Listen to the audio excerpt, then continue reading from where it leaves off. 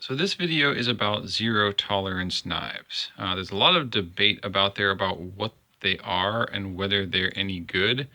I didn't understand zero tolerance knives until very recently. They're not really tactical folders because they're frame locks. They're not really like your typical everyday carry knife because they're a little larger and heavier. So they don't really fit into one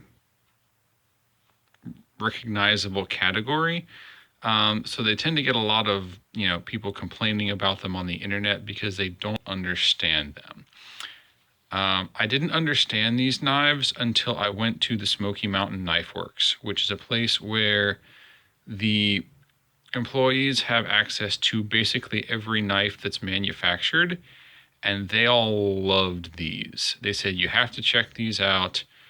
I had never checked one out before because they were expensive and didn't have the features, that I liked. But let me kind of explain what these knives are. A tactical folder is kind of designed to be as sturdy as possible, but it gives up some, fluidity and some, fit and finish and some niceness for that. A gentleman's knife is very nice, very beautiful, but they tend to give up some durability for that. Everyday carry knife, kind of somewhere in between, but not always designed to be really sturdy.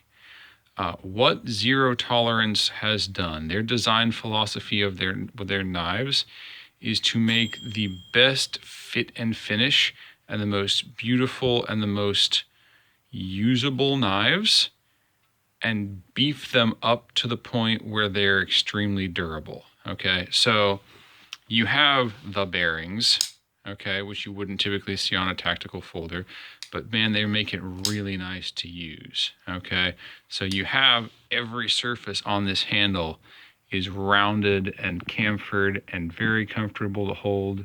Okay, you've got the titanium, which makes it lighter than a typical all metal knife, but makes it extremely sturdy.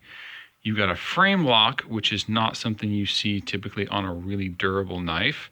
But if you look at the construction of this frame lock, this is a more typical frame lock. You can see that's kind of narrow. It's about as wide as the pocket clip, maybe a little wider, and about as thick. Okay. This one's titanium, so it's going to be thicker anyway. But you can see just how much metal they have left there. I mean, it's a very, very beefed up, durable frame lock, so it's much, much sturdier than your typical frame lock. They've given it a nice blade with a practical shape, but it's much thicker, than your average blade on a knife. This is thicker than even your average, and you can see this is like 0.16 inches thick. It's a beefy, thick blade. So basically what they've done is they've taken a nice, really fit and finish, pleasant to use knife, and they've beefed it up to the point where it's a tool that you could actually use in an emergency and it wouldn't break on you.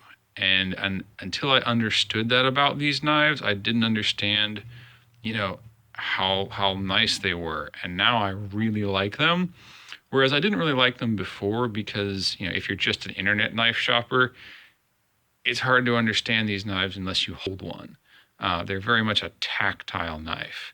And the action they open with and the satisfying feel they have when they click open is just not replicated in any other knife. It's just something all its own and you have to feel it. So I was never a fan of zero tolerance knives before. But I really am now because I understand their design philosophy. Their design philosophy is to do everything right. Okay. See that curved out notch on the back of the blade? That's designed to fit over the stop pin and give as much contact as possible so that this knife will wear for as long as possible without wearing out and gathering blade play. The tang, the blade that fits into this handle, takes up basically this whole spot. It's very large. It's very sturdy. The blade's very wide. The thickness goes almost all the way to the tip. Very durably built. Like I said, all the surfaces are rounded and comfortable to hold. The frame lock has the metal insert, and it's got the metal insert overlap so that you can't overextend it and push it out this way. I mean, just every detail has been thought of and done really well on these knives, and they're kind of the everyday carry knife, beefed up to the point where it's almost a tactical knife, but not to the point where it becomes unused.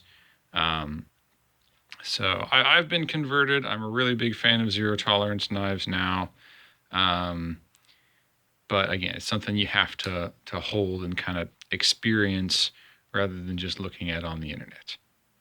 So that's my opinion on zero tolerance knives. Have a good day.